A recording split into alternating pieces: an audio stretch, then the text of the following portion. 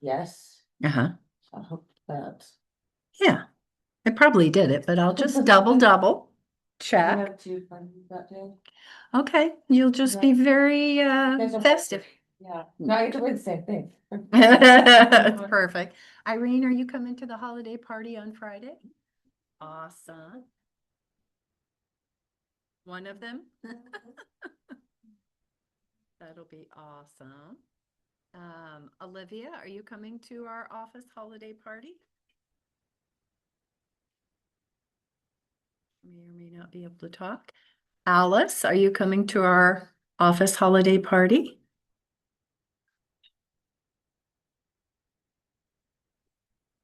Okay, you guys must be in the middle of something because Connor's coming on board. I hope Connor will be coming.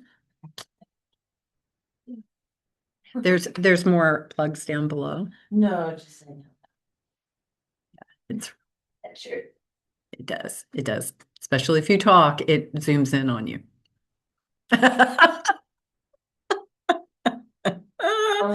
Connor, good morning. Are you coming to the holiday party on Friday? Yeah, good morning. Yeah, I plan on being there. So, Oh, I can't hear you. Hold on. oh, You know how my computer, even though my volume is turned up. Okay, now tell us, Connor. yeah, good morning. Yeah, no, I'll be at the party tomorrow night. So, looking Awesome. forward to it. Yeah, it's always fun. It is, so that just everybody's clear, it is, um, you get to bring one person, a plus one. They must be over 21 because we're serving alcohol. We will have heavy hors d'oeuvres and libations. So and also soft drinks. I mean, you don't have to drink if you don't want to, but there will be all of that. We also will have a DJ. We do dancing. If you want to dance and like to dance, you can dance. We also will have a photo booth. Platinum Title, I will tell you this because you guys should know. Platinum Title, who is one of our service providers and our in-house title company here, they do have a photo booth. It's a photo stand that they will let you check out if you have an event, business event that you want to use it for at no charge. Isn't that lovely? Mhm. So there are a lot of agents that, and they always bring it for our parties that we have. So there are a lot of agents that have taken them up on that. So if you're going to do a client event or something for your business and inviting other people and you want to have a photo booth, Platinum Title, you can reach out to them and see if it's available and reserve it with them. So, and they'll bring it to you so, and show you how to set it up because it's super easy. They'll even preload it with your company logo so Mhm. that it's on the photos and everything. So, yeah, it's Nice. wonderful. It's awesome that they have that and make that available to us. Okay, Elena is on. Good morning. Elena, are you coming to the holiday office party tomorrow night? I'm not sure yet. Do I need to like confirm? You do. We need a head count, ideally today, head count for food and drink. We got to know so that we have enough for everybody. But if you can let us know by the end of today or before the end of the day today, that would be fabulous. Okay. Sounds good. Yeah. Okay. I hope you can come because it's super fun. We have lots of fun. Come on in, Edgar. Good morning. And I know Edgar's coming to the party tomorrow night. So, okay. Awesome. Well, good morning. Morning. How is everybody? Good. Thanks for those of you who joined us Wednesday Night Warriors last night. That we had most of you online. Good morning, Karen. Karen was there in person. Um, and Karen has her first buyer's appointment. Yeah, she was working on her buyer consultation materials, and we're going to put them in a booklet today. was here till like 10:30. Were you? Okay, but you got it I done. recycled a lot of paper. Okay, Anyway. okay. No, it's to test the formatting and Yeah. everything, Yeah, it it takes took- some time. Mhm. It takes some time sometimes. So, that's awesome. Anything else? Anybody have any other appointments or anything that's going on that they want to share with everybody? Any new buyers, any potential sellers, anything going on? I have some buyer and seller. They're waiting for next year. Okay, They sell. which is only in a couple of days. Mhm. Yes, actually, yes. In a couple of days. So they're gonna sell the property in Lenexa and get another one, so I'm getting ready for Awesome. that. Yeah. So all customers, actually. Yeah, so the great thing is now oh, look at this. This is her. Look at this. Nice. Yeah, very nice. It's not a staple or anything, it's just. No, I was just- able to make it. We'll make it into a book. I mean, I can do it into a booklet or you can staple this because you used some nice paper on there. So that looks fabulous. I love I that. made 3 of them. Remember, you all need to have those already done. Now that you're new, I mean, that's something that in your 30, 60, 90, you're doing. We want you to have those materials ready and just borrow heavily from others. Okay. Because you're going to change it as you start doing more buyer consultations and everything, and you get more skill and knowledge under your belt, you're going to fine tune them and change them and make them more your own. But in the beginning, you can either go, a lot of people just go on like Etsy. And there are a lot of graphic designers on Etsy who design buyer presentations. Now, what you have to be careful, the reason you want your coach reviewing these before you share them with clients is if you do use something like Etsy or you get some of your information out there not specific to Kansas City, you might have something in there incorrect. The other thing I want you to be aware of is when you buy these materials from someone else, they may or may not be a licensed agent, meaning they may, and that's fine. A graphic designer doesn't have to be, but some of their content may not be correct. Especially if you're looking at when they start talking about commission, make sure that it's got the right verbiage. Because I looked at it in experienced agents not too long ago, last month, and she says, "Oh, look at my new listing presentation." And it was speaking and saying the average commission is. Well, we can't say that. There is no average commission. There's no set commission. There's no everybody charges this, my office charges this. No, it's what do you charge individually? We can never say because we got drugged to court and had to pay millions of dollars to settle a lawsuit that said we were in cahoots in setting prices. And it should be compensation. Yes, ideally you Not- should not be commission. saying compensation. That's how it is in the contract and not commission. And so you have to always speak as this is what I charge. Okay, does that make sense? It doesn't matter if most people are charging this much. We can't talk that way because then that makes it sound like we're colluding and price fixing, and that is illegal to do. We cannot do that. And it's always been that way. But last year in September, August or September, we settled all of the major companies got sued big time. And so all of us settled tens of millions of dollars to do this. And here's what you need to know. Hi, Jeff, come on in. What you need to know is this, is that in Kansas City, the eyes are on us about this very specific thing. Because why? Because the guy that sued us lives in Kansas City. Yes, the attorney who brought this national lawsuit. It was a class action suit. Who brought this? He and his firm are here in Kansas City. Oh, really? Ketchmark. And my daughter actually went to school with his son, Stephen, with the Ketchmarks. And so we're on ground zero. So if you go around saying the average commission is, or everybody charges this, the chances of him hearing about it is pretty high. Oh yeah, I had someone ask me about that last weekend. At one of your open houses? No, at a Christmas party that I went to. Okay.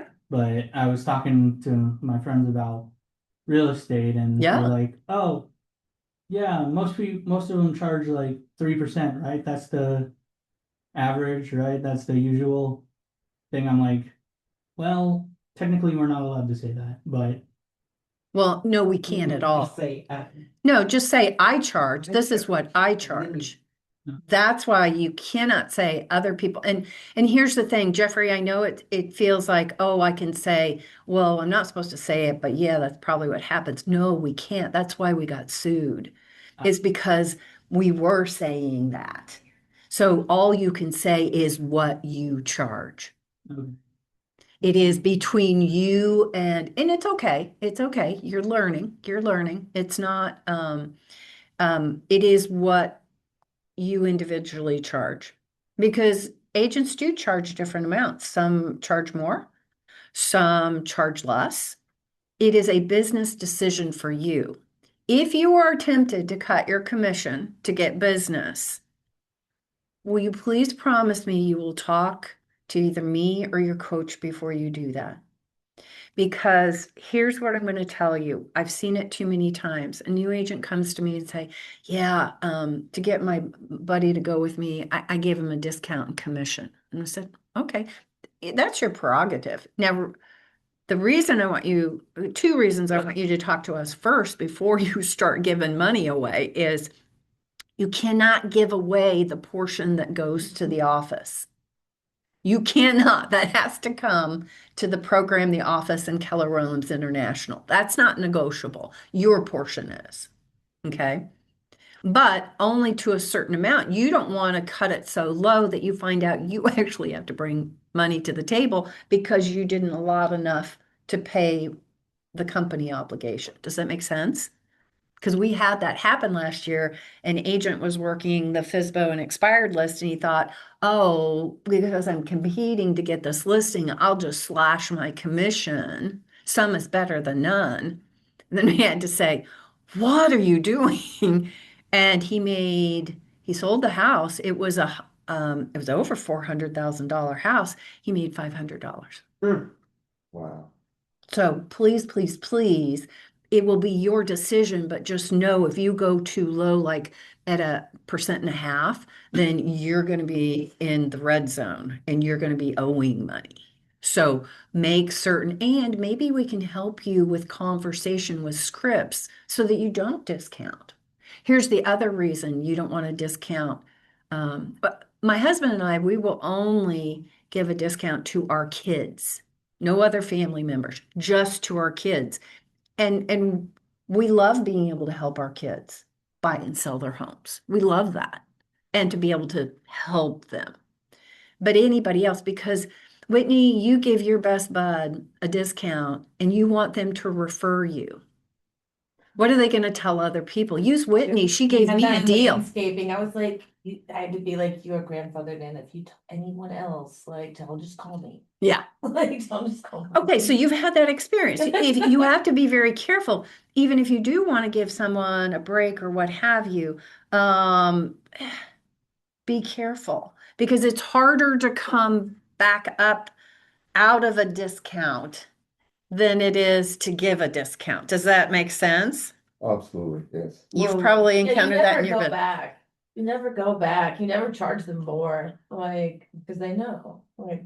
well, and then they think that if you're that cheap, then what are you gonna do for the buyer or the buyer that you bring me? Are you gonna what are you gonna let them get away with? I just let you, Or you know. how are you I going to talk to you negotiate? And then negotiating your fee, then you're easily, And that's a good point, Irene, is here's something that because you will get people who will ask you to discount your commission. You will. And if you are not thinking about that now, you're going to get sideswiped. And you're going to be like me because I was not prepared the first time that somebody said that. I was like, I don't. I don't discount. I mean, didn't have anything to back that up. So what I do and one of the reasons you hire me, Whitney, is for my negotiating powers. It's probably one of the top skills you need and want in a real estate agent. And if I give away the money that puts food on my table so easily, then wouldn't you worry how I would negotiate on your behalf? Would I be a strong negotiator? And would I negotiate for you well and strongly if I'm willing to give up my own money? And that's actually really, I mean, when I started my business, it's really easy to go to that route, like trying to discount pick one business, but as long as you, like, when you get experience and you know how long it takes and how much you need to close or sell to be able to provide and not be struggling, because then when you're like really short on money, then you have to do other stuff to be able to get the money you need, and then you're not 100% on that job. Yes. I can tell you a third reason too, is on the discounting is yeah, that'll happen where it is really hard. The third reason is the people looking for discounts don't just stop with your commission. If something goes wrong during the transaction that costs them money, they want you to share in it. Unfortunately, being self-employed, for some reason, they think our pockets are open. And if you open the pocket for them, they're going to try to get in it again and again. So if things go wrong in inspections and they're being asked to make $5,000 worth of repairs, they're going to say, what are you going to give? I have to do this. Well, I'm not responsible that you didn't take care of things or this issue happened in your house. I don't say that, but that's what's going through my head is that wasn't my financial responsibility, or it doesn't appraise. Oh, well, I'm not making this much. Well, obviously, even the buyer said they would pay that much. The appraiser says it's not worth that much. That wasn't my fault. But they'll try to get in your pocket again and again. Does that make sense? Because they're like, oh, they helped the first time, they're probably nice, you probably help again, and they start. Because you opened your pocket. Mhm. You opened your pocket, and there is not everybody, but there are personality types that are always looking for the deal. You can't begrudge them, but you have to put boundaries and decide as a business owner, you can be taken advantage of very easily in this business if you're not careful. I've had agents who, after inspections, they feel so bad for their client. I had one pay for a $2,000 home warranty for their buyer because things came up on the inspection. I said, "That's nice. Did you have to?" But she always feels so guilty when anything comes up. What I don't want you doing, and it's hard sometimes, I don't want you to default on giving up commission every time something goes wrong. That's not negotiating, that's just opening your pocket. So I want for all of you to build negotiating skills so that you're comfortable with hard conversations. And that's where I find, and I don't fault those agents that struggle with this because it isn't easy, but you have to get good at the difficult conversations of telling them the house didn't appraise. That extra 10,000. We're going to have to figure out, we can go back and negotiate with the buyer, but it didn't appraise. If it doesn't appraise, then the buyer's not going to get the loan for this price, right? Or they have to bring the money, or they have to split it, or the buyer or the seller has to reduce the price. So I want you all building those skills so that you're not, instead of negotiating strongly on behalf of your client because that's what they hire you for, but defaulting on giving up money to make things better. Now, I'm not saying that you will never not give up money to make things better. All of us have done it. Just don't make it your default strategy. Does it make sense? Mhm. And you have to ask yourself, is that going to be hard for me to have those hard conversations? I think recognizing that right off the bat so you can start building that muscle to feel more comfortable on telling clients, buyers, or sellers some bad news and bad news that you know that will have a financial impact. Now, because sometimes you're going to get a client or clients, you're going to get a buyer and a seller that get all crazy over like $1,000. I'm like, you're gonna lose this house and not close over $1,000. We can't come to terms on $1,000. And that's when it's not unusual for the two agents to say, I'll cover 500 if you will. Because they have now gotten in their petty little moments and they're shutting down over $1,000. We're not going to let that happen. I'll give up 500 if you give up 500. Can you see? So I would do that on occasion, but that was not my default. So I don't want, and if you come across an agent who says, I never give up any of my commission, they're probably fibbing or they haven't closed many deals. Because sometimes things get sticky at the end and we're going to do things. All of you may at some point, I bet almost every experienced agent in this office has been in the business 5 to 8 years plus. They have bought a refrigerator, they have bought a washer, dryer, or all three. Because on the seller's disclosure, on that last page where it says what's staying and what's not, well, you have to be specific, but things happen. You go for the walkthrough as a buyer's agent, and it said on the seller's disclosure, all three of those things were staying. You go in the house for the walkthrough, the sellers have packed up and moved out, and two of those three are missing. The washer and dryer are missing. Now, it's already, it's hard to stop the train. So you call the listing agent, and they say, oh, it's on the moving truck to Dallas. They're not turning around. And usually, I'm just going to be honest, the seller is pretty much like, screw you, I'm not going to do anything. And then it's up to the agents. And a lot of times that's the listing agent taking care of that to make sure everybody's happy. So you got to make certain when you have listings that people know what stays and what they've agreed to. Because here's the thing, does the buyer want to have to then sue the seller to get, I mean, it gets messy and it gets hard.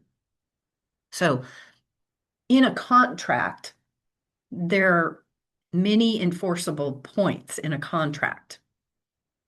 Here's the thing, and Irene will, being the paralegal that she is, will appreciate this. The enforcement police don't come out when somebody doesn't abide by the terms of the contract. It just gives the other party a reason to take it to court to be enforce those provisions. And so sometimes it's going to feel unfair, like on that washer dryer. It's like, well, make them bring it back. I can't make them bring it back, but you could take them to court to resolve that issue. Can you see how that can get? And here's the thing, sometimes after you close, especially as a buyer's agent, maybe the seller didn't tighten the toilets like they were supposed to, and you didn't catch it until after closing. Can I tell you what we do as agents? We pay for a plumber to come out and tighten those toilets, because to say, well, let's go to the seller and the listing agent and get that done, you've now made a joyous occasion not. If it's something small, now if it's something expensive, then you probably don't want to do that. But if it's the small things, that you can cover and get done and leave a good taste in the mouth of your buyers, it's worth it. So again, these are some of the things we do as agents. It's just you got to have boundaries because other thing I'll tell you, and this is off topic, we were going to talk business plans, but it's so important, is be careful when you get listings. Please make sure they are motivated to sell that house. Because here's what all of you will do. I know I've done it. Get a listing, they're not as motivated, and you go in and you clean, you paint, you pull weeds, you clean, you throw away trash. And while that's okay, don't make that your MO either. Because you've got to have those honest conversations of how you're going to get this clean. Because if you're not, then we're going to have to price it differently than if this was empty and clean. I have contractors, I have service providers that can help with that. How or do you have family that can come help you? Too many times we're doing it. And so be very careful because then everything's on your shoulders and it shouldn't be. It is never 100% on us, a buyer buying a house or a seller selling their house. We partner with our clients to accomplish those things. And the minute we try to take all of it on our shoulders, then that's when they're going to point to us and say, but you said, and you're the one, why is my house not selling? Well, if you enter into it as in a partnership with them and say, there's some things I'm responsible for, and there's some things you're responsible for. And they're responsible for the most important things that will dictate your ability to sell that house. The list price. At the end of the day, they're the ones who choose what that price is. And then you decide if you're willing to list that house at that price and work with them. They're responsible for the condition of that house. Is it show ready? And does it match the price that they want to put on this house? The third thing they control completely is accessibility to that house. Is it easy to show? Are they going to cancel appointments all the time? Are they going to make it hard? Do they have to come home every time there's a showing because the dogs are out and they have to go kennel them? Or are they notorious for getting up in the morning, going to work and not having the house show ready? And they'll say, oh, it doesn't look good. Happens.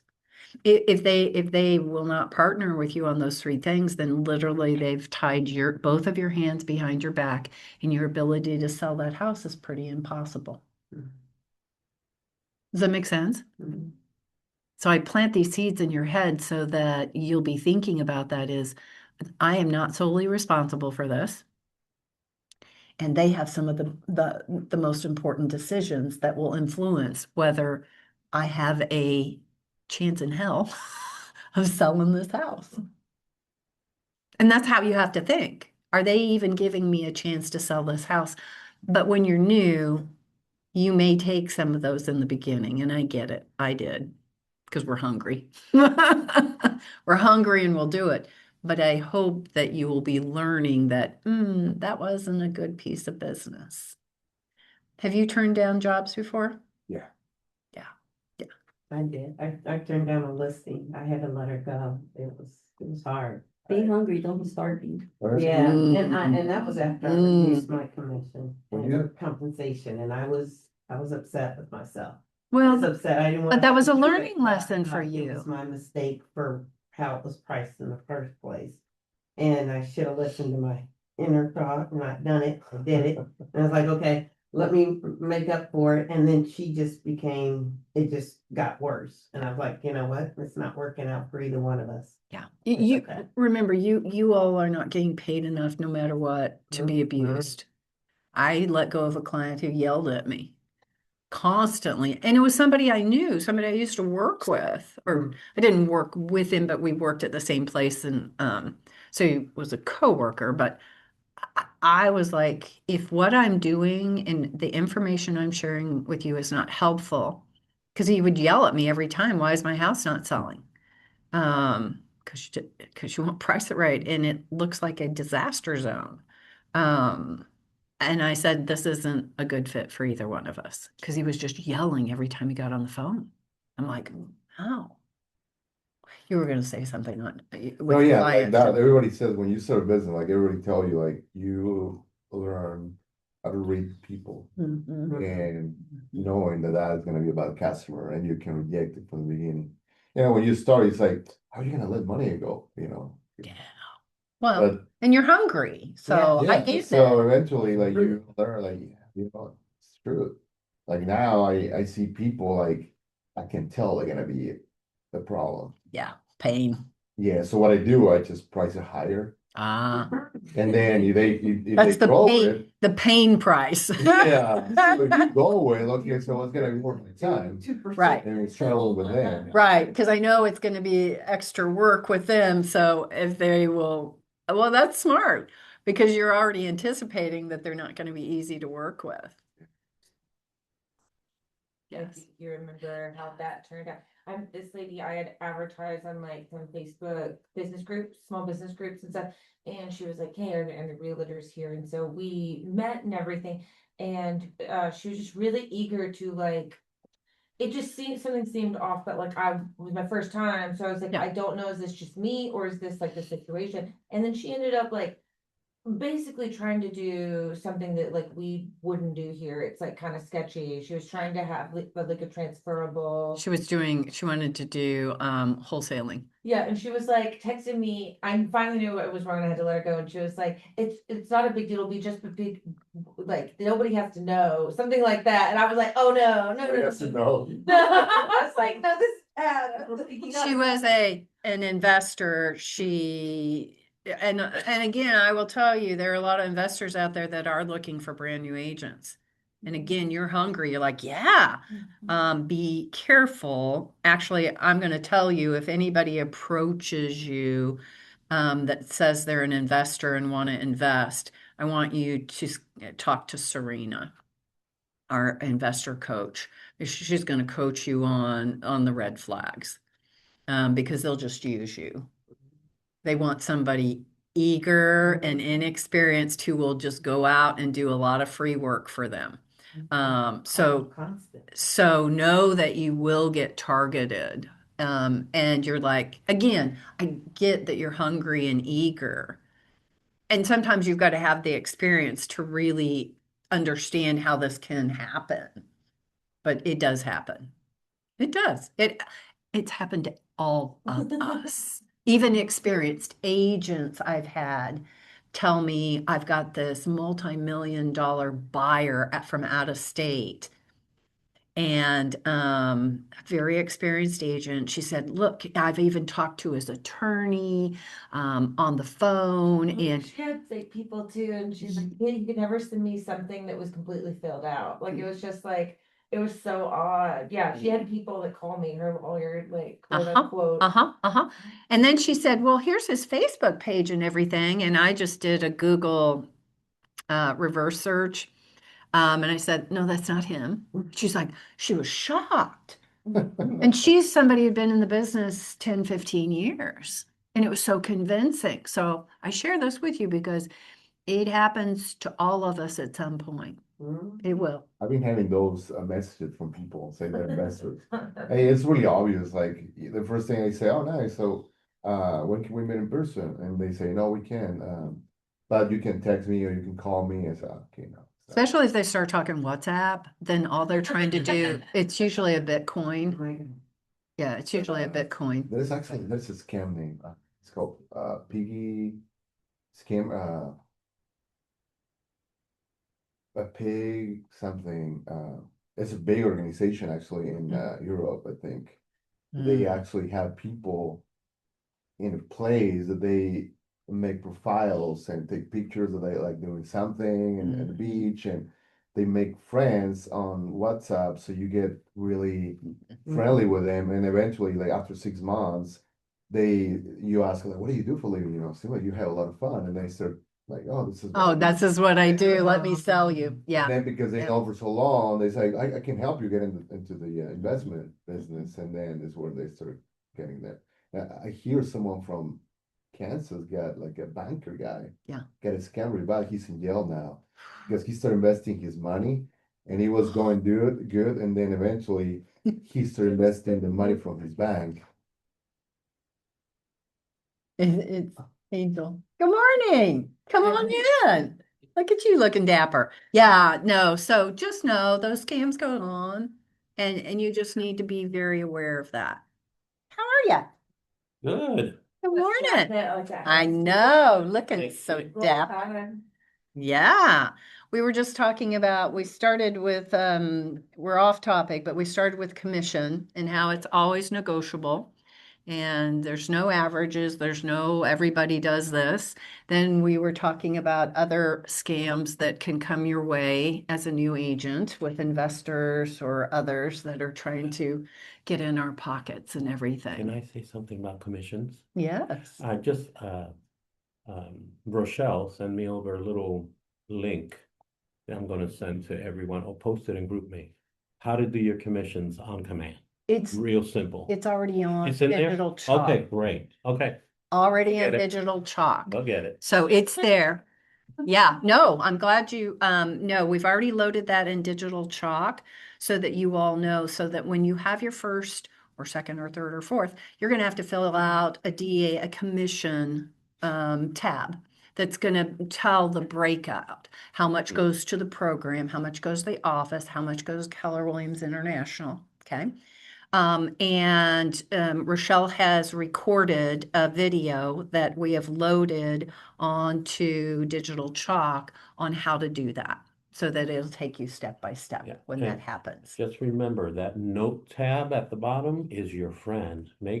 Put notes in there to make sure Mhm. that Yeah. they know what you're doing. doing. Well, let's go into the business plan. So everybody, with your computers, bring up, if you have your business plan, please bring that up.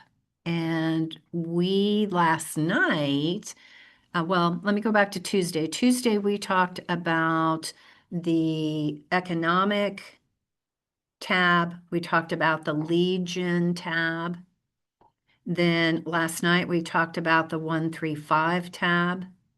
So let me just do a refresher on, if you, once you get this, there are instructions. Where's this? You were sent an MREA business plan. It was a Google Doc. Look in your email or your Google Drive, Jeff. And then you should have your own. If you don't, I'm pretty sure you do, Jeffrey. Who is it from? It's a Google email. Well, like, It'll come from Google. oh, When we're sharing sheets, Google spreadsheets, it comes from Google. It's a share from them. So on the economic, remember, Go directly to your Google Drive. It should be in there. and we focused on anything in the red you can edit and adjust. Then we looked at what is our most important number on this page. She doesn't have her own yet. Yeah, Very good. yeah. Everybody else has theirs? Karen, you don't have one yet? Okay. all I have is an FAQ. Oh, Karen, you won't have yours. Oh. You just got. Yeah, and Oh. Edgar doesn't have his yet, so Okay. I do have mine. you do have one? Yes, Jeg did because get I it came too. to the, Oh, you came to the planning clinic? Yeah. Yes, You came okay, to the clinic. beautiful, Yeah, beautiful. I got the older one. So- It's in mine. When you get yours, Yeah. I'll get you going on that. Yeah. Okay? I'll work with you. Yeah, either Megan or we can get you going. But know that there's an instruction tab down at the bottom. If you look, I would start there, and David has video on working through this. So highly recommend looking at that. I'm not going to tell you to do every tab. It will overwhelm you. There are very few of you that will want to do that. If you, What? to go through every one of his tabs. Oh. Like he has a budget tab, um, he's got a zillion tabs down there. 30 something. Yeah. I always say they're 400 and I do exaggerate, but. Oh my God, there's Connor. Haven't seen him in a month or something. Oh, no, Hey, he's Connor. on. He's on all the time. He's with us. Yeah. So, what does anybody remember from what we discussed? What's the most important number on this page? What is the thing that our walk away, our takeaway number? Appointments, ding, ding, ding. The piece of information from this page that is the most important once you plug in your numbers is how many appointments do I need a week or a month? How many is that? And remember, we round up because there's no such thing as 1.5 people. I don't know what a 0.5 person is. But these being numbers, it can't differentiate. So that would be a minimum of 2 a month. I think you get one adult and then a little person. No. No, that's. No, we don't. So that's the most important number on this page. Does anybody remember on the lead generation page, what is the most, let me go there. I'll get the screen to change. What's our most important number on this page? 50? Or the total content? Yes, the 15 on line 13, this 15. And what did I say about this number? I was a spoiler about this number. Is this number? Maintenance number. Yes, thank you. It's a maintenance number, meaning that is not your real number, that 15 contacts a week. Because you're new, and the reason I said it was a maintenance number is because that is a number for people who have truly been working their database, have all of the contact information, they haven't met and leads in their database. Does that make sense? To get where you only have to reach out and talk to 15 people a week. What did I say you need to do with that number? Double. At least double it. Actually, if you all will follow what's in the 5 weeks to success and how many people you're supposed to touch a day in the 5 weeks to success in your 30, 60, 90. I'm going to 50 drill. people. It should be- Fill up 50 people a week, 10 people a day. I promise you that if you talk to 10 people a day in your first year, now it's not all brand new people. That's not what I'm saying. Because there are people in here that you don't have all their information, or like Karen, the person you reached out to and are now having this buyer's consultation, it didn't start out talking really about business, right? You weren't even sure how to approach it, right? So it is about connecting with 10 people a day. And some of those will be brand new people, like people you meet at open houses or networking and what have you. But it's 10 people a day that you're connecting with. And when you're new, have you told everyone in your phone personally that you're a real estate agent? Personally. Yeah, most of you haven't. Irene has.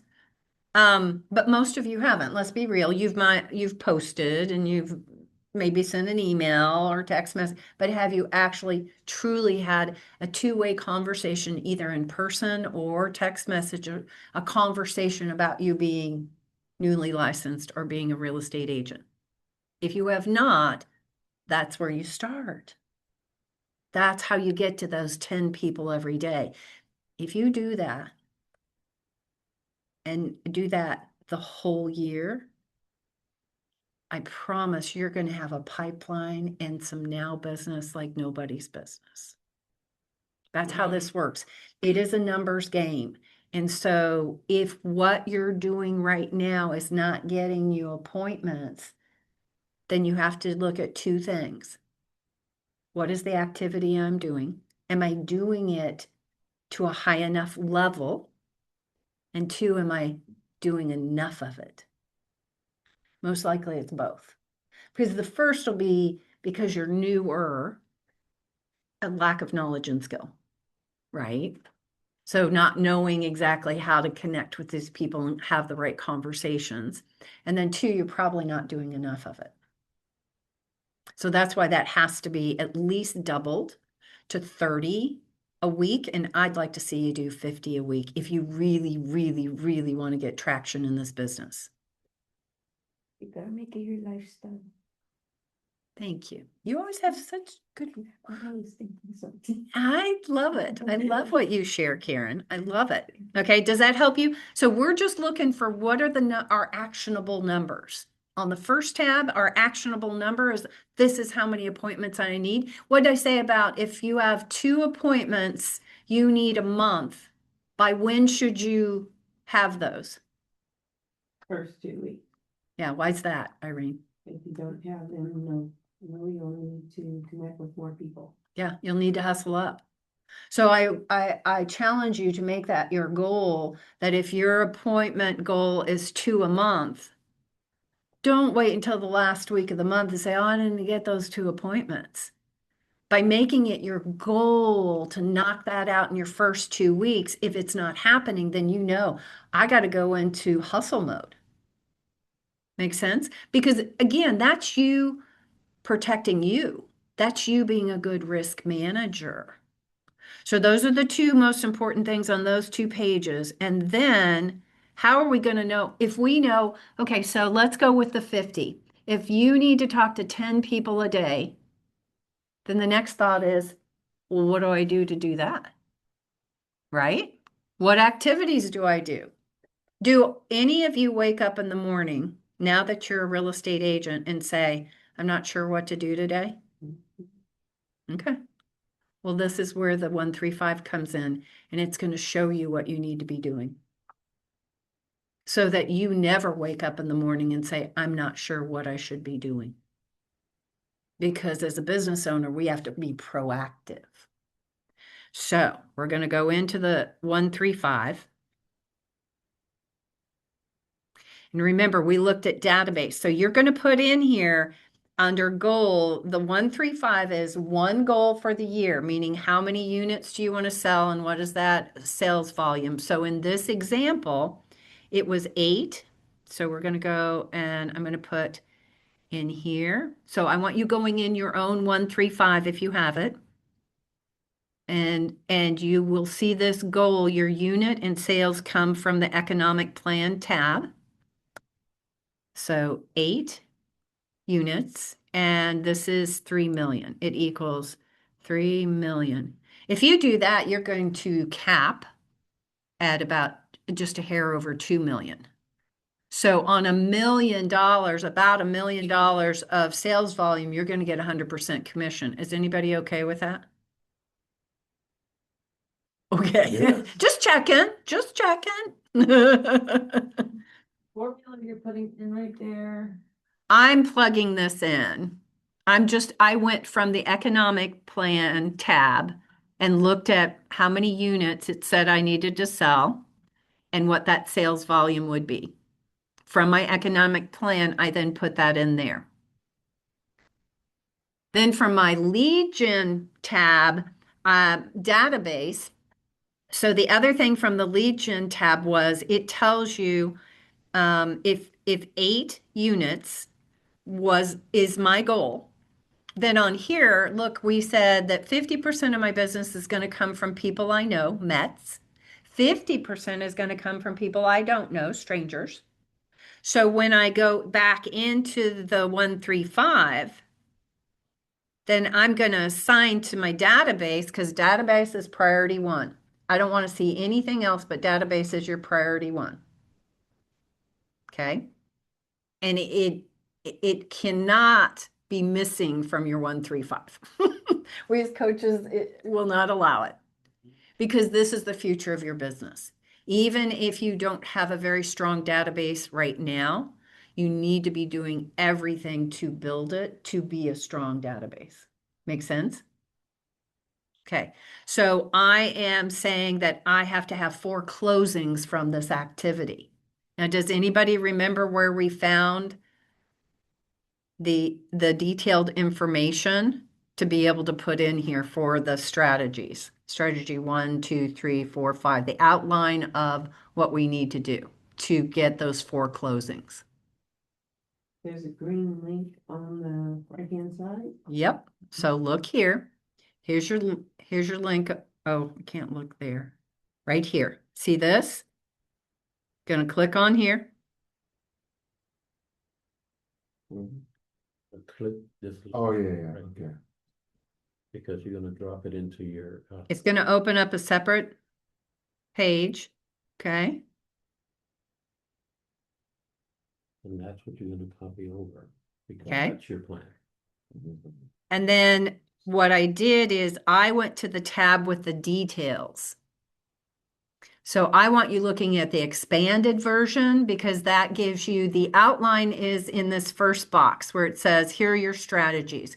Build and organize your database, execute a full database announcement campaign, launch the 36 touch smart plan, set up weekly connecting goals, start consistent personal touches. Then as we go down here, then under each of these strategies, it's got your activities. Here are your marching orders. Here is what you're doing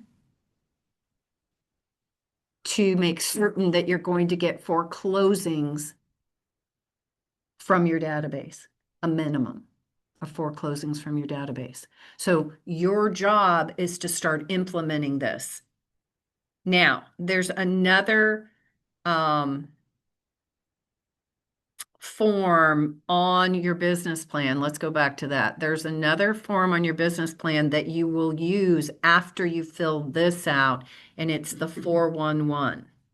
Okay, let's talk about the 411 for a moment. Okay, I have the thingy. I just hadn't. You found it? I hadn't opened it, so Okay. it hadn't added it to my drive. That makes sense. Okay, it was missing, but you have it. Good. I'm glad you found it. Good job. So when we look at the 411, that is where you're going to take the activities from the 135 and you're going to plug it into a month. Now, it'll pull over a lot of these numbers for you. See, it already told me how many people I need to add to my database, how many appointments I need a year, how many listings I need to take, how many closings are my goal, what's my sales volume. That's pulling over from the economic tab and the lead gen tab. And then I'm going to go down and say, what are my monthly goals? So it's got your monthly goals. You've got to add a minimum of 4 people to your database. I would say more. I've got to have 2 appointments. And then you're going to go down here, and I would also put in the priority focus of activities on this. I don't use it for personal. I use a separate one for personal because I want the details of the activities I'm going to focus on. So from those detailed activities, how am I going to break that down in a monthly snapshot? And then every week, what am I going to work on? So from that database, well, let's see, what would we be adding? I've got to be building my database. If you don't have a database of 300, I want that to be your goal, to be working towards that. And that takes time depending on how many you have right now. You could be really close. You could be over. Oh yeah. I want to split view. Tag. Okay, so in week 1 in January, I'm going to tag 30 of my people in my database. Do you see what I'm saying? Take these activities, plug them in, and quantify how much of that you're going to do. If it's the announcement campaign, and remember what I said, your announcement campaign, if you have not done the 7 steps, it is not too late to go back, and it's not about saying I'm brand new. It's about showing how I can help you. So reinforce that. What are the things that you can help people with?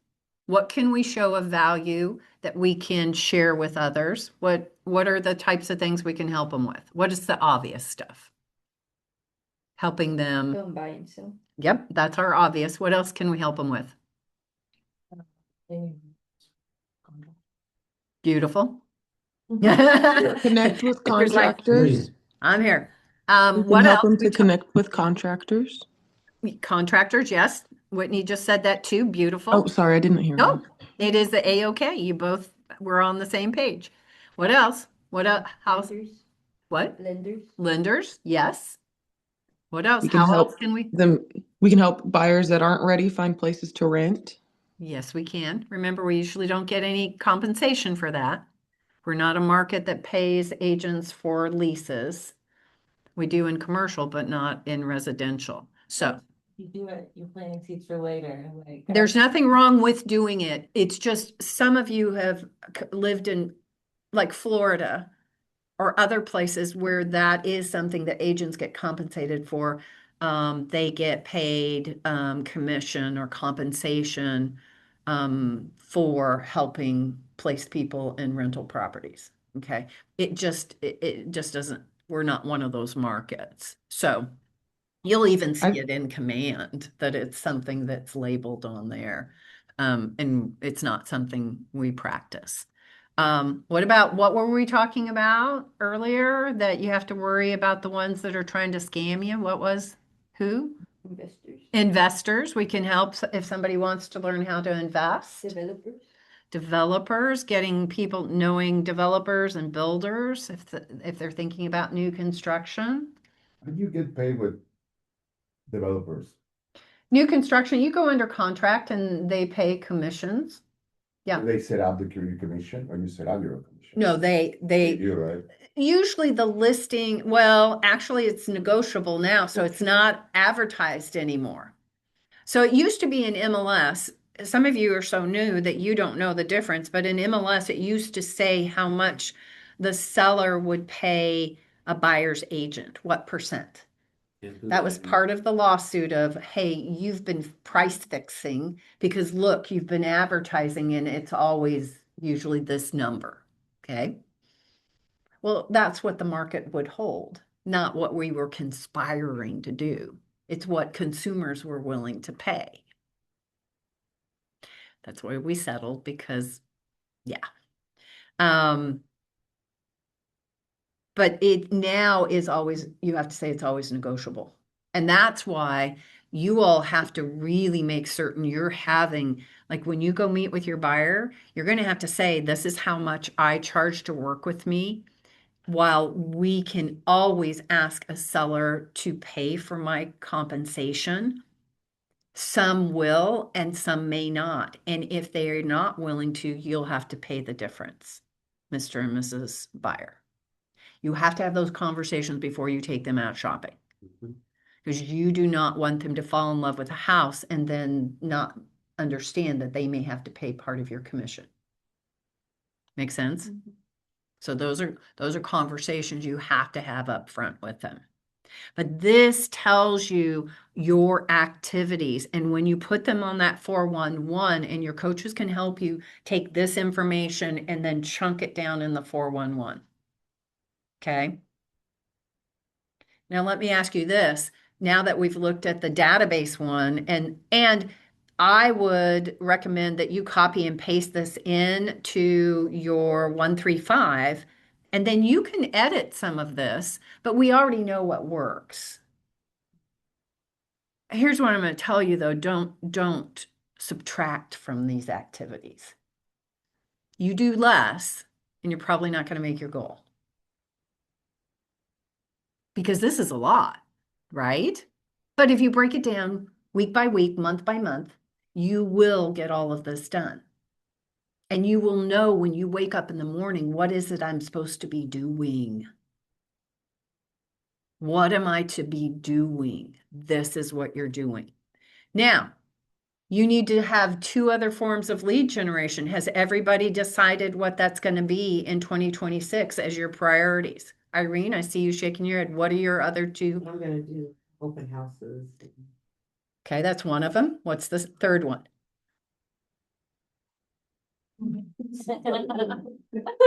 Okay. She said, no, the idea of talking to people.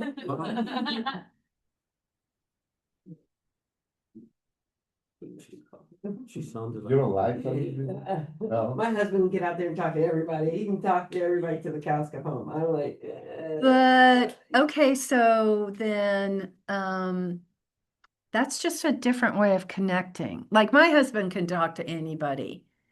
I am not the person in the grocery line that is going to turn around and start talking to you. If you start talking to me, I will talk to you that's it. Yeah. all day long. I am not the person who's going to do that, most likely. Talk to strangers, gods. But that's That's great. You're perfect. But that doesn't Don't want to mean, talk to them. You have to pick it up and be like, oh, okay, sorry. Sorry. but you're just going to connect in a different way, Irene. It's not you. And so I'm going to ask you, are you comfortable with open houses? I like it when people coming to me. Okay, then I that's don't like when I gotta go. okay. Hi, That's how are you? fair. Let's sell this house or let's do. That's fair. Okay, so that is a good activity for That's you what- because and then I've they will be avoided coming. it for 3 years. Mhm. I was like, I really don't want to deal with anybody. Like, sure, that's why I'm in where I'm at. It's okay. It's building a missile. Like one time, it's, yeah, cause you never know what's coming out the door. Okay. I'm not making that mistake now. I'm not. Well, but they Never can't. done that. Well, don't say never. Never say never. It's not for the partner. In this, Yeah, in this, yeah. but Yeah. that's where you can find ways when and we want you to be safe always. But there are ways to do some of these things that you're comfortable with and doing it with another person. And it's not unusual for new agents to do open houses together, to go door knocking together before that open house to invite the neighbors. So I want you thinking if you are not, and this is a great example is if you are not going to door knock, at least not yet, because I'm not going to allow you to say never. Then you have to find another activity to get to the people to get enough. Do you see what I'm saying? Yeah. If what you erase from your activities, you must replace. Put that in your brain. It's actually on the wall in there. What you erase, you must replace. Because you took an activity off, and it's okay if you find that that activity is not something that you're comfortable doing, then you've got to replace it with something else that will still get you connecting with people, right? Okay. So you need to come up with a third activity, Irene. Whitney, what are your 3? I need to just focus on database work alone, first of all, like, and then I think also like just contacting my database and keeping up with them religiously. And then, door knocking, I really like that, and going to businesses and. Small have flyers business. For that, yeah, I have a lot of coffee shops that are, and every like 2 weeks I go and check the coffee shops to see if my things are still there, like, it's awesome, cause if there's a couple left, I'm like, oh my God, they didn't throw them away. It's like, okay, this is a good place to keep them. And then, being consistent about social media. Okay, so let's, I want you to make those into, so the door knocking goes with what? Open houses, or when you do is it farming your neighborhood that you're door knocking It's in? farming prospective neighborhoods. Okay. Yeah. And how many of neighborhoods are you prospecting? I just try to do, like, I'll finish one at a time and then I'll pick the next one. Like, Why are we not staying with just one? oh, well, once you finish one, okay. Well, and this This is, is coming back around, like, for the holidays and doing the same kind of thing, like we were gonna do like a little cocoa, make your own, like yeah. a little bag with little stuff. Popeye type of thing. Yeah. So where you get impact in farming is by repetitive touches to a same area. So you build top of mind and brand awareness, Whitney awareness. Okay. Yeah. So when you go to other neighborhoods, you got this deep into their heads and then you went somewhere else. So I'm going to encourage you stay in a neighborhood. You have to have a minimum of 200 houses that you're nurturing. And you want to ideally do something monthly, walking and knocking and and dropping off or mailing or what have you. It needs to really be a mix of what you're doing so that you'll get, it's a lot of times as agents, we are just snorkeling. We're just snorkeling on the top of the water. We got to now scuba dive to get to our goals. So that's where I want you to go to the tab that says farming on here, the expanded view. I want you to look at that. Well, let's all look at it and let's talk about some of these because some of you might be thinking of farming as one of your activities. So let me find it here. What is the average cost for that? It depends on what you're going to do. I tell you, do the cheap in the beginning. It's you getting out physically going door to door. You'll get in great shape. What do you do with those places, those houses, no soliciting? Well, you have to be careful. I don't knock on their doors, but I will leave materials. So I don't knock, but I will leave a flyer or a postcard or whatever in their door. Yeah, 'cause you can't touch the mailbox. Yeah, Mm. you can. Thank you for that, Irene. A lot of people don't know, and I really And did. you- I didn't know though. I Is did. that on top of the mailbox or anything? You know- Anywhere near? Okay, so here's what's crazy. That mailbox that you probably bought and it put on your house is actually classified as post office property. So you can't put anything in there that didn't go through the postal system that you didn't You pay. gotta mail it. You've got to mail it with actual. Yeah, with actual material. I do Put that it a in the- lot, like, there's just been a couple occasions where like the box is there and I'm just like, oh, I'll sit on top of the box, so I won't do that. You can sit on top of the box, but you can put it in. I wouldn't even put it on But yeah. top. I I would just do the door. Yeah, I don't want it to be a gray area. In I my would just- neighborhood, I did door knockers and I just put them on their door. Yeah. But if they have a sign no soliciting, I didn't go in. I will leave something, but I just won't knock. It's up to I you. tied to a rock and break the window. No. Don't do that. That influence right here. But here's when we look at farming, for those of you who are maybe thinking about this, you select and study the right farm area. That's why I said you have to have a minimum of, and here's down here in strategy 1, it breaks it out. You have to identify 1 to 2 neighborhoods with 200 to 500 houses.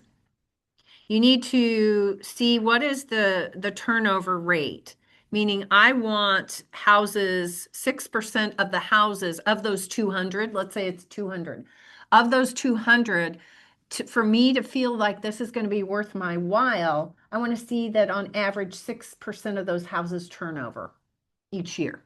Okay. You might not see that in the last 2 years because we've been seeing 4 to 5%. So don't be surprised if you're not seeing the 6%. Then I'm going to actually check, and this means you got to do some research and you've got to manually do this, but I'm going to check and see, is there any dominant agent? Like, is there any agent that has like 20% of the market in there? Is there an agent who has sold, and I go back a couple of years and see, is there an agent who has sold like 20% of the sales in a year? Now, that's not going to dissuade me from going in if I really want to be in that neighborhood. And if there's enough houses, no agent is everybody's cup of tea, but it's going to tell me somebody's been spending time and money and effort into that neighborhood. Okay. I go in and I will, there is a search. You can go into MLS and do a search of listing agents. It's a search criteria you have to add to the search. Okay. So if you go down to the bottom of the search bars, then you can add certain You have things. to go in details, not quick. Go in Yeah. details, and at the bottom, you can find agents, their productivity, all of that. You got to put their You add that field. add it field. Yeah. Field too. So look for list. It's usually like list agent. And then I'm going to search that to see if there's any agents that pop up repetitively selling in there. I'm also going to analyze the price point and days on market. Is this a price point I want to be in? Is this worth my while? And remember, here's where you can always get award yourself a pay raise. Just go to a neighborhood that has a higher price point. Now, here's what I'm also going to tell you. Is it in an area that is close to you that you will, or that you pass by all the time? If you're picking a neighborhood that is a 30-minute drive from you, you're probably not going to be over there very often. It really needs to be one that you're driving through and checking out all the time so you know what's going on. And that's why I'm going to tell you that the best activity is just hoofing it in the beginning so that you get to know that neighborhood and they start seeing you. If you only mail to them, that used to be the most standard way. Like when I was an agent, I mailed 1,000. I farmed 1,000 houses. I got 2 sales out of that, and that was after 2 years. But I never went into the neighborhood. All I did was drop mail. Not effective. That's the slow. It's like the difference between mass marketing, like just putting a catalog in their mailbox and hoping they'll do, buy from you, versus actually getting to know them, getting to know your neighborhood. So if you have a pet and you want to walk the dog on a regular basis, that's a great way to be out in a neighborhood. My husband farms an area in which he's done flips in, and he's been doing it so long that people know and say, oh yeah. They look forward to, he also sends them or drops by their house a baseball schedule, magnet schedule every year, and a chief schedule every year. So those are some of the extra things he does besides his monthly touches to them. And he mixes it up with mailing and door knocking, but in the beginning, he just did boots on the ground. Okay. So that's where make certain. I encourage people, if you're in a rental now or in an apartment, and so you're not going to maybe farm your area, then pick a subdivision in which you would love to live in. Love to live in, because then you'll be excited to go be in that neighborhood. Does that make sense? And we speak it into existence.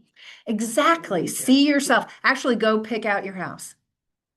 The house I live in right now, I picked out years before I moved in it. It was on the way to my parents' house. And I would go past that house. I love that house. Did the same house this body. It's okay. It'll come. Back. Okay. See. I know we're getting a little close here. I just want to say something real quick if you can. Of course. When you're doing your strategy here, your geographic all mail, whatever, getting your plan for 2026, make sure that you're adding in and getting really proficient in your AI.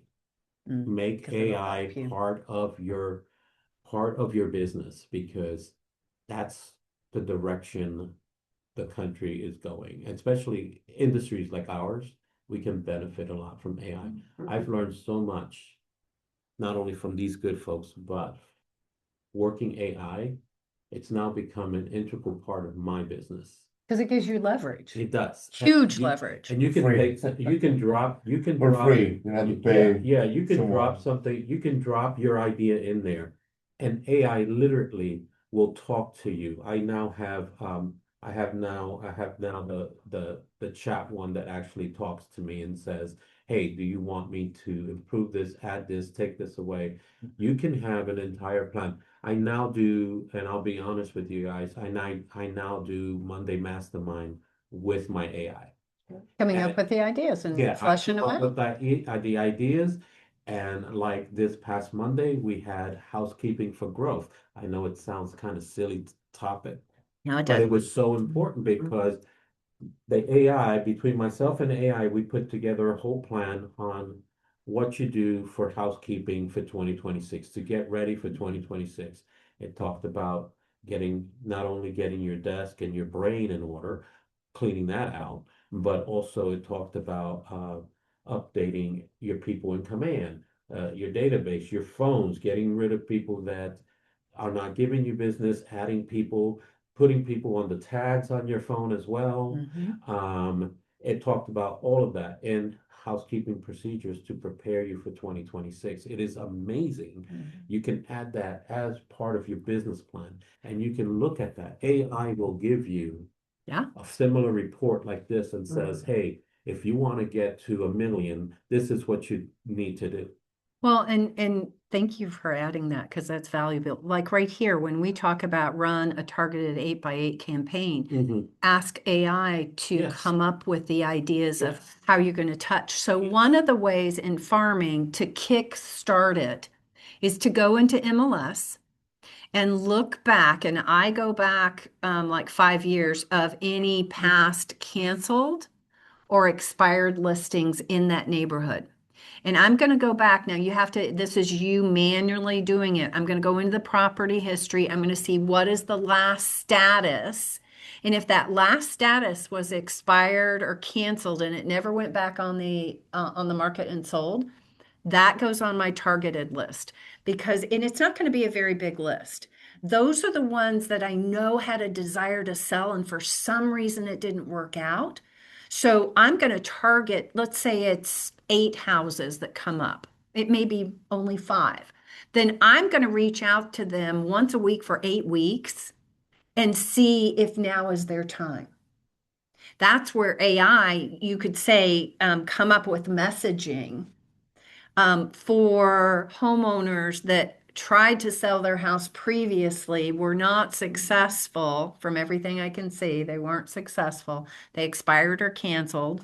Of why now might be a good time for them, and come up with 8 messages for me to share with them. Can you see how that AI is going to now give you your messaging that you're going to be able to share with them? Give them market updates, staging tips, sellers guys, whatever that looks like. And then if you can, only call them if they're not on the do not call, and you're not going to be able to tell. Only if you've touched them and they've given you that information. Okay? Do not remember, you are not to call anybody unless you know they're not on the do not call. Question. Mhm. So, if somebody has a sign that it's selling by owner, do you search them up? Or how do you search up the address? How do you know if they're on the do not call list? Well, that's why that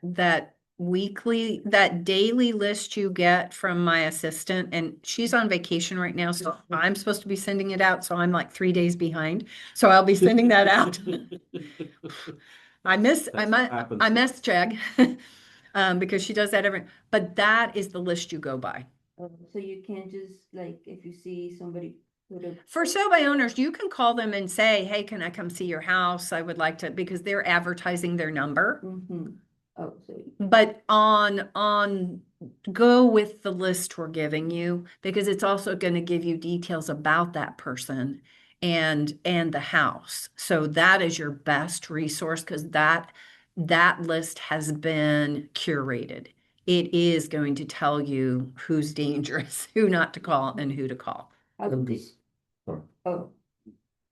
how do they figure out, if they're on the do not call list? Because they have access to it. The company we use that gives us that list daily, they're checking that. And you watched the videos, right? For the do not call. So you know that there'll be a red circle. They're already looking and doing that for us. You cannot readily access the do not call website and look up numbers. You can't. You can't. But if someone's selling, so are you also, you know? For sale by owner, you can. Yeah, everybody who advertised their number, now they are not on that list because they're advertising their numbers. I seen a poster, somebody selling their house and it's just like written on a poster with like a marker. So I was thinking about calling them. Yeah, those you can. If they put the numbers on there in the yard and it says call this number. Because they're advertising that they're wanting to sell their house. Because those even, they was previously, but as soon as they advertise, they are actually now. They're opening it up to the public. They have shared their number with the public. That's the difference. But on those canceled and expireds, only if you have looked at that list.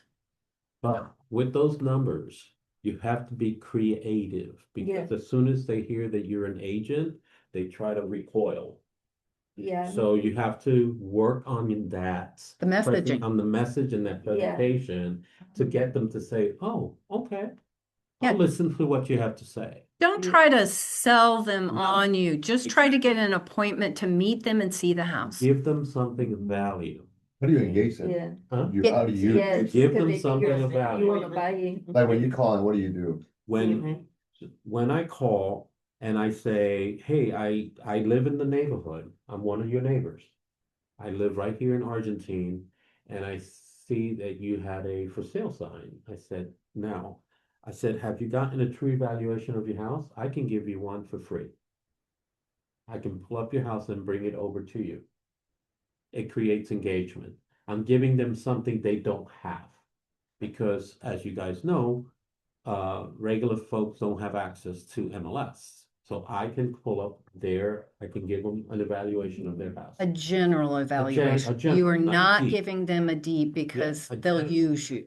Yes, But you can give them general information about what's been going on in the neighborhood. yes. Or Chad Taylor in this office is the king of for sale by owners. He's been doing it for years and loves it. It's like a sport for him. Yeah. Actually, his conversations even, and there's not a right or wrong, there's just different strategies. So we share the different strategies so you can try them out to see which one works. He actually says, I see that your house is for sale. I like to see all the current inventory in this area because I never know when I'm going to have a buyer that your house might be the perfect fit. When could I come over? Could I come over today at 2 or at 4 to see your house? His goal is I just want to get in the door, meet them and see the house and start building a relationship because most of the time they're not going to say yes after one visit. And if you try to force yourself on them, then a lot of them are going to recoil. I mean, he's spot on. Angel's spot on, and they'll be like, oh, you're going to force me to work with you. No, we want to build a relationship. So what Chad does is he says, he finds out why are they moving, why'd they choose to be a for sale by owner. He's asking them these questions as he's meeting them and seeing the house. How'd you come up with this price? By when do you need to move? And he said, you know what? Thanks. Can I check on you next week? Is it okay if I just check and see how things are going? Most of them say, sure. He checks on them the next week, and what he asks them a couple of questions. Did you get any offers this week? No. Did you have many showings? No. Did any agents show your property? No. He says that after he goes, I hope you have a better week next week. I'll check on you next week. Yep. He calls them, and what he's actually doing is they are self-identifying out loud that what they're doing isn't working every time they're saying no, no, no. So he's planting that seed every week. And so then he says, and usually we find you have to stick with an expired or for sale by owner or canceled a minimum of 6 to 8 touches. If you're going to only touch them twice, then don't do that type of lead gen. It doesn't work. It does not work. This is about being the last agent standing, usually wins. And so he says, then it's natural that they start asking, well, what do you think about my price? He says, that's a great question. He goes, I'd love to sit down and talk with you about that. And that's why people hire me. He doesn't even do pricing strategies with them until they hire him. He goes, that's why people hire me. And it wouldn't be fair to my sellers who have hired me for my pricing strategy knowledge to give that away. So like I said, there are so many different strategies. It's you finding what works for you. And some of it's going to be just testing on what you do. But that's why start with one of these tabs. Like on the for sale by, there's that tab on the for sale by owner expired on how to do that. But on this farming, look at how detailed this is. So I would say to you, Whitney, is put this into your plan and figure out, knowing that your database is your priority, but what all can you start doing here? and build up to doing all of these activities, but work yourself into that. Does it make sense? And if you're going to farm, you have to commit to no less than 1 year to that farm to get any traction and results. That doesn't mean you won't get any before end of a year, but we know that this one is a marathon activity and not a sprint. So there has to be a commitment of that. Our business, you win through repetition and consistency and persistence. That's the only thing you have to remember. That's how you win in this business. When you only snorkel and you give up after 1 or 2 times, then you've never gone deep enough to get any results or traction. It's repetition, it's consistency, it's persistence. That is what wins. And too many, and it's just human nature. We give up way too soon in the process. Way too soon. If you're gonna be the expert in your market, you have to, I know agents So- that have made all their money just from one subdivision. When I mean one subdivision, I mean, you know how the city has, it's subdivided Yeah. into little, like I live in, I live in Yeah. Argentine. Yeah. I live in Argentine. Mhm. So if I want to be the best in Argentine, which, I have to be honest, as a coach, I failed Argentine because I've sold several properties, but because I have other businesses, I can't be consistent. That's why I'm looking at, uh, looking at, Leverage. looking at maybe, having somebody make some calls for me, because when you're dual career, it's, you have to figure that out. Yeah. But you have to be consistent. Like I said, I know agents that have become the experts in their subdivisions. Yeah. And it's anytime a house goes up for sale, they call that person. Yeah. Because those are the only signs they've seen in the neighborhood. Those are the only people connecting with them and not Mhm. just swooping in and swooping out, Exactly. right? They've become part, even if they don't live in the neighborhood, which is really wonderful. They've become so assimilated into that area that people think they live there. Yeah. Yeah. And they don't. Because Yeah. I know they don't. Right. But Right. You know the difference. yeah. And he's so right. So this is where it gives you the activities. So what we need to see from you is what are your 3 activities? Get them onto your business plan, look at the extended versions, and then we're going to work on those 411s, or you go ahead and start those 411s so you know what you're going to be doing every month and every week of the month. I should never hear any of you say, I woke up this morning, I wasn't sure what to do, except when you're brand new. Once you have this in place, it actually is showing you and guiding you. And this is what will keep you on track. This is what, and look at all the things that you can do. Become the neighborhood expert. Knocking on those doors, Miss Whitney. You don't have to mail things. Keep it on the thrifty side. Just use the manpower. And then as you can afford it, then give yourself some leverage. And maybe 1 month you're knocking on doors, the next month you're mailing. Maybe you get to the point that you're mailing every 2 months and then a month of visiting. Maybe you're doing a client event. A lot of recycling or donation drives in a neighborhood are very popular. How do you get traction and have a presence in a neighborhood, right? So if this is something that is piquing your interest as one of the forms of lead gen you want to focus on, then go in here and look at all of this. And I want you to ask yourself, will I do all these things? And if I won't do some of them, what will I do to replace the activity that I won't do or can't do? Some of you are dual career, so you may not, you've got to find ways for leverage. Make sense? Does this help you when you're thinking of your 135? Okay, so I'm going to be, even though this is our last in person, I'm going to reaching out to you guys, and so will the coaches about what's on your 135. And we want to see it before the end of the year. You've got some time to work on it. So just because we're not having any in person, remember, that's a perfect time for you to dig into digital chalk, knock out your trainings. Remember, be all over contracts. Even if you've gone to the Linda's classes in person once, get in there again. Once is not enough. You don't know contracts yet. And it's okay. It's a learning process, but I want you proficient. I don't ever want another agent to outmaneuver you because they knew that contract better than you. Never, ever, ever, ever.